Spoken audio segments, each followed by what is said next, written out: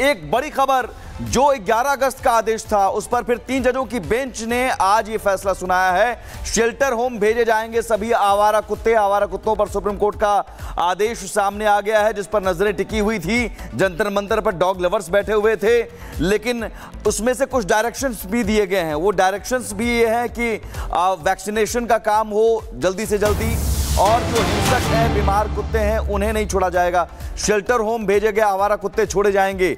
ये अब बड़ी खबर यह है कि जो शेल्टर होम भेजे गए उन्हें उन्हीं जगहों पर छोड़ा जाएगा जहां से उन्हें उठाया गया था। लेकिन जो हिंसक किस्म के कुत्ते होंगे, जो बीमार होंगे, जो जिनमें रेबीज के लक्षण हैं, जिनका वैक्सीनेशन नहीं हुआ है, वो नहीं छोड़े जाएंगे। लेकिन आवारा कुत्ते जो शेल्टर होम भेजे गए हैं उन्हें वापस छोड़ा जाए, ये आदेश है। आवारा कुत्तों पर सुप्रीम कोर्ट का यही आदेश है। और इसमें जस्टिस जेबी पारदीवाला और आर महादेवन ने यह भी कहा कि कुछ आंकड़े भी बताए हैं। कोर्ट ने यह नोट किया है कि 25,000 डॉग बाइट केसेस रिपोर्ट किए गए हैं दिल्ली में सिर्फ 2024 में। आप समझिए, इन आंकड़ों का भी जिक्र किया गया है फैसला सुनाते वक्त। लेकिन बड़ा फैसला यह है कि शेल्टर होम भेजे गए आवारा कुत्ते छोड़े जाएंगे, उन्हीं जगहों पर उन्हें वापस छोड़ा जाएगा। लेकिन आक्रामक कुत्तों को नहीं छोड़ा जाएगा, हिंसक कुत्तों को नहीं छोड़ा जाएगा, या जो बीमार हैं, जिनमें रेबीज के लक्षण हैं, उन्हें नहीं छोड़ा जाएगा और उन्हें वापस शेल्टर होम में ही रखा जाएगा। वैक्सीनेशन का काम जल्दी से हो। लेकिन इन आंकड़ों का जिक्र सबसे बड़ी बात है कि 25,000 डॉग बाइट केसेस हैं रिपोर्ट किए गए दिल्ली में 2024 में, जिसमें से जनवरी 2025 में, अकेले जनवरी 2025 में 3,000 से भी ज्यादा केस अकेले जनवरी महीने में रिपोर्ट किए गए हैं। और इसका मतलब साफ तौर पर यह है कि जो नसबंदी का काम है वो प्रॉपर तरीके से नहीं हो रहा है, यह कोर्ट ने नोट किया है। और यह भी बताया है कि जो डॉग बाइट है वो fundamental rights of citizens under article 19(1)(d) और 21 ऑफ द कॉन्स्टिट्यूशन के तहत जरूर ये उस फंडामेंटल राइट को उल्लंघन करता है। लेकिन फिर भी कुछ सुझाव देते हुए सुप्रीम कोर्ट ने कहा है, सभी राज्यों को नोटिस देते हुए ये कहा है कि आप इन सुझावों पर गौर कीजिए और सभी आवारा कुत्तों को शेल्टर होम भेजने की जरूरत नहीं है। शेल्टर होम जो भेजे गए हैं उन आवारा कुत्तों को वापस छोड़ा जाए। और ये 3 जजों की बेंच फैसला 3 जजों की बेंच ने सुना दिया है।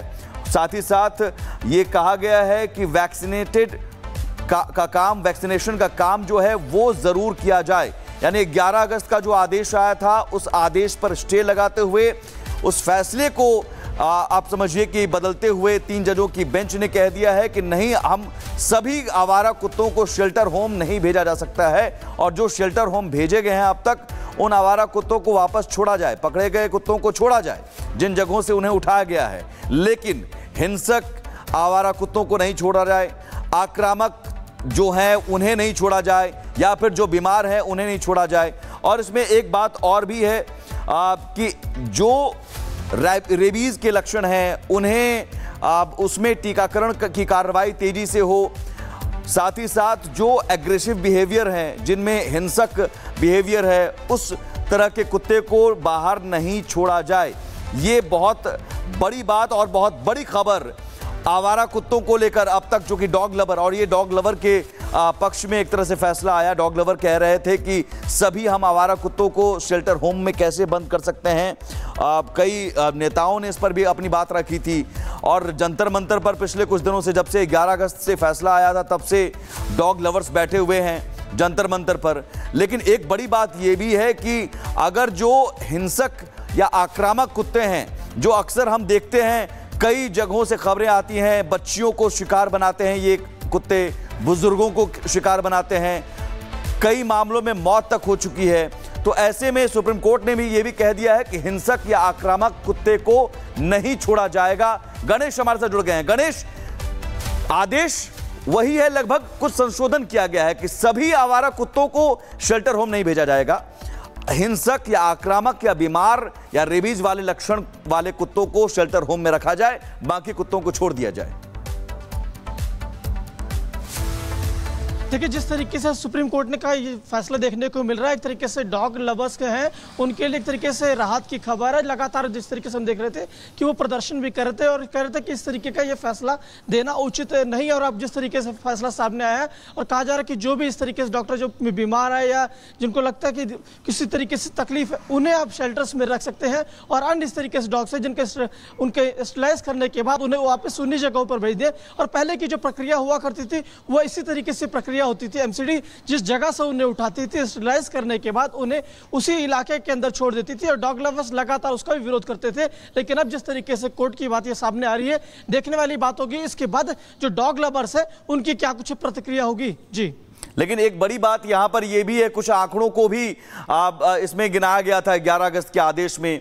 11 अगस्त के आदेश में यहां तक कि फंडामेंटल राइट के उल्लंघन को बताया गया था, कुत्तों के काटने का खतरा। अब सवाल है कि ये सब कुछ जिम्मेदारी जो वैक्सीनेशन का काम है या फिर नसबंदी का काम है, ये सब करने की जिम्मेदारी तो निगम की है, और क्या उस लेवल पर काम हो पाया है? देखिए, आपकी बात सही है कि जिम्मेदारी जिस तरीके से निगम की है, लेकिन सवाल हमेशा यही उठता रहा है कि एनजीओ हो या प्रशासन के तमाम लोग हैं और लगातार ये कहते रहे जिस तरीके से डॉग्स का स्टरलाइजेशन होना चाहिए उस तरीके से उस रेस के तहत नहीं हो पाती थी, ये सुस्ती काम होता था। लेकिन अब जब इसमें पूरी तरीके से कोर्ट का हस्तक्षेप हुआ है तो ये देखने वाली बात होगी कि कुत्तों को जो स्टरलाइजेशन होता है, डॉग्स का स्टरलाइजेशन होगा, क्या उसमें रफ्तार पकड़ेगी या पहले की तरह होगा? क्योंकि लगातार हम देख रहे हैं कि ये मामला अब तूल करता हुआ नजर आ रहा है। जो कोर्ट मामला गया है, जो कोर्ट तक है, तो क्या जिस तरीके से निगम को स्टरलाइजेशन लगातार और समय के साथ करना होता है, क्या वो कर पाएंगे? क्या कुछ लगातार हम देखते थे कि डॉग्स की किस तरीके से बाइट के केस बढ़ गए, तो उसके बाद ये मामला पूरी तरीके से कोर्ट पहुंचा था और जो सुप्रीम कोर्ट का इस तरीके से फैसला आया था उसके बाद कई जो डॉग लवर्स है पूरी तरीके से इस पर विरोध करते हुए भी नजर आए थे। एक बड़ी खबर, जो 11 अगस्त का आदेश था उस पर फिर 3 जजों की बेंच ने आज ये फैसला सुनाया है। शेल्टर होम भेजे जाएंगे सभी आवारा कुत्ते। आवारा कुत्तों पर सुप्रीम कोर्ट का आदेश सामने आ गया है, जिस पर नजरें टिकी हुई थी। जंतर मंतर पर डॉग लवर्स बैठे हुए थे, लेकिन उसमें से कुछ डायरेक्शंस भी दिए गए हैं। वो डायरेक्शंस भी ये हैं कि वैक्सीनेशन का काम हो जल्दी से जल्दी, और जो हिंसक हैं, बीमार कुत्ते हैं, उन्हें नहीं छोड़ा जाएगा। शेल्टर होम भेजे गए आवारा कुत्ते छोड़े जाएंगे। ये अब बड़ी खबर यह है कि जो शेल्टर होम भेजे गए उन्हें उन्हीं जगहों पर छोड़ा जाएगा जहां से उन्हें उठाया गया था। लेकिन जो हिंसक किस्म के कुत्ते होंगे, जो बीमार होंगे, जो जिनमें रेबीज के लक्षण हैं, जिनका वैक्सीनेशन नहीं हुआ है, वो नहीं छोड़े जाएंगे। लेकिन आवारा कुत्ते जो शेल्टर होम भेजे गए हैं उन्हें वापस छोड़ा जाए, ये आदेश है। आवारा कुत्तों पर सुप्रीम कोर्ट का यही आदेश है। और इसमें जस्टिस जेबी पारदीवाला और आर महादेवन ने यह भी कहा कि कुछ आंकड़े भी बताए हैं। कोर्ट ने यह नोट किया है कि 25,000 डॉग बाइट केसेस रिपोर्ट किए गए हैं दिल्ली में सिर्फ 2024 में। आप समझिए, इन आंकड़ों का भी जिक्र किया गया है फैसला सुनाते वक्त। लेकिन बड़ा फैसला यह है कि शेल्टर होम भेजे गए आवारा कुत्ते छोड़े जाएंगे, उन्हीं जगहों पर उन्हें वापस छोड़ा जाएगा। लेकिन आक्रामक कुत्तों को नहीं छोड़ा जाएगा, हिंसक कुत्तों को नहीं छोड़ा जाएगा, या जो बीमार हैं, जिनमें रेबीज के लक्षण हैं, उन्हें नहीं छोड़ा जाएगा और उन्हें वापस शेल्टर होम में ही रखा जाएगा। वैक्सीनेशन का काम जल्दी से हो। लेकिन इन आंकड़ों का जिक्र सबसे बड़ी बात है कि 25,000 डॉग बाइट केसेस हैं रिपोर्ट किए गए दिल्ली में 2024 में, जिसमें से जनवरी 2025 में, अकेले जनवरी 2025 में 3,000 से भी ज्यादा केस अकेले जनवरी महीने में रिपोर्ट किए गए हैं। और इसका मतलब साफ तौर पर यह है कि जो नसबंदी का काम है वो प्रॉपर तरीके से नहीं हो रहा है, ये कोर्ट ने नोट किया है। और ये भी बताया है कि जो डॉग बाइट है वो fundamental rights of citizens under article 19(1)(d) और 21 ऑफ द कॉन्स्टिट्यूशन के तहत जरूर ये उस फंडामेंटल राइट को उल्लंघन करता है। लेकिन फिर भी कुछ सुझाव देते हुए सुप्रीम कोर्ट ने कहा है, सभी राज्यों को नोटिस देते हुए ये कहा है कि आप इन सुझावों पर गौर कीजिए और सभी आवारा कुत्तों को शेल्टर होम भेजने की जरूरत नहीं है। शेल्टर होम जो भेजे गए हैं उन आवारा कुत्तों को वापस छोड़ा जाए। और ये 3 जजों की बेंच फैसला 3 जजों की बेंच ने सुना दिया है। साथ ही साथ ये कहा गया है कि वैक्सीनेटेड का काम, वैक्सीनेशन का काम जो है वो जरूर किया जाए। यानी 11 अगस्त का जो आदेश आया था उस आदेश पर स्टे लगाते हुए उस फैसले को आप समझिए कि बदलते हुए 3 जजों की बेंच ने कह दिया है कि नहीं, हम सभी आवारा कुत्तों को शेल्टर होम नहीं भेजा जा सकता है और जो शेल्टर होम भेजे गए हैं अब तक, उन आवारा कुत्तों को वापस छोड़ा जाए, पकड़े गए कुत्तों को छोड़ा जाए जिन जगहों से उन्हें उठाया गया है। लेकिन हिंसक आवारा कुत्तों को नहीं छोड़ा जाए, आक्रामक जो हैं उन्हें नहीं छोड़ा जाए, या फिर जो बीमार हैं उन्हें नहीं छोड़ा जाए। और इसमें एक बात और भी है कि जो रेबीज के लक्षण हैं उन्हें उसमें टीकाकरण की कार्रवाई तेजी से हो। साथ ही साथ जो एग्रेसिव बिहेवियर हैं, जिनमें हिंसक बिहेवियर है, उस तरह के कुत्ते को बाहर नहीं छोड़ा जाए। ये बहुत बड़ी बात और बहुत बड़ी खबर आवारा कुत्तों को लेकर अब तक, जो कि डॉग लवर, और ये डॉग लवर के पक्ष में एक तरह से फैसला आया। डॉग लवर कह रहे थे कि सभी हम आवारा कुत्तों को शेल्टर होम में कैसे बंद कर सकते हैं।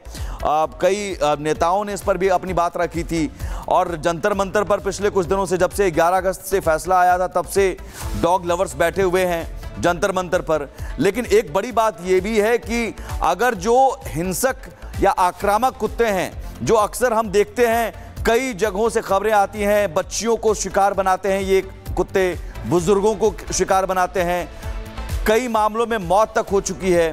तो ऐसे में सुप्रीम कोर्ट ने भी ये भी कह दिया है कि हिंसक या आक्रामक कुत्ते को नहीं छोड़ा जाएगा। गणेश हमारे साथ जुड़ गए हैं। गणेश, आदेश वही है, लगभग कुछ संशोधन किया गया है कि सभी आवारा कुत्तों को शेल्टर होम नहीं भेजा जाएगा, हिंसक या आक्रामक या बीमार या रेबीज वाले लक्षण वाले कुत्तों को शेल्टर होम में रखा जाए, बाकी कुत्तों को छोड़ दिया जाए।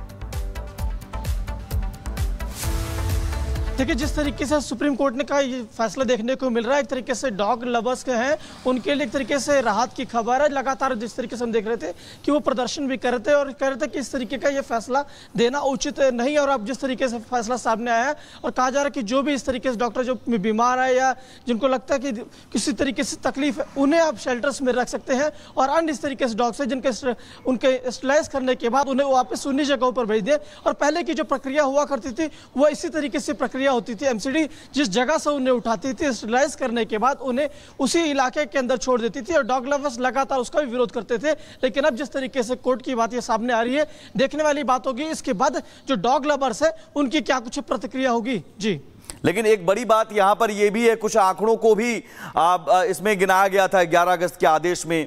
11 अगस्त के आदेश में यहां तक कि फंडामेंटल राइट के उल्लंघन को बताया गया था, कुत्तों के काटने का खतरा। अब सवाल है कि ये सब कुछ जिम्मेदारी जो वैक्सीनेशन का काम है या फिर नसबंदी का काम है, ये सब करने की जिम्मेदारी तो निगम की है, और क्या उस लेवल पर काम हो पाया है? देखिए, आपकी बात सही है कि जिम्मेदारी जिस तरीके से निगम की है, लेकिन सवाल हमेशा यही उठता रहा है कि एनजीओ हो या प्रशासन के तमाम लोग हैं वो लगातार ये कहते रहे जिस तरीके से डॉग्स का स्टरलाइजेशन होना चाहिए उस तरीके से उस रेस के तहत नहीं हो पाती थी, इस सुस्ती काम होता था। लेकिन अब जब इसमें पूरी तरीके से कोर्ट का हस्तक्षेप हुआ है तो ये देखने वाली बात होगी कि कुत्तों को जो स्टरलाइजेशन होता है, डॉग्स का स्टरलाइजेशन होगा, क्या उसमें रफ्तार पकड़ेगी या पहले की तरह होगा? क्योंकि लगातार हम देख रहे हैं कि ये मामला अब तूल पकड़ता हुआ नजर आ रहा है। जो कोर्ट मामला गया है, जो कोर्ट तक है, तो क्या जिस तरीके से निगम को स्टरलाइजेशन लगातार और समय के साथ करना होता है, क्या वो कर पाएंगे? क्या कुछ लगातार हम देखते थे कि डॉग्स की किस तरीके से बाइट के केस बढ़ गए, तो उसके बाद ये मामला पूरी तरीके से कोर्ट पहुंचा था और जो सुप्रीम कोर्ट का इस तरीके से फैसला आया था उसके बाद कई जो डॉग लवर्स है पूरी तरीके से इस पर विरोध करते हुए भी नजर आए थे।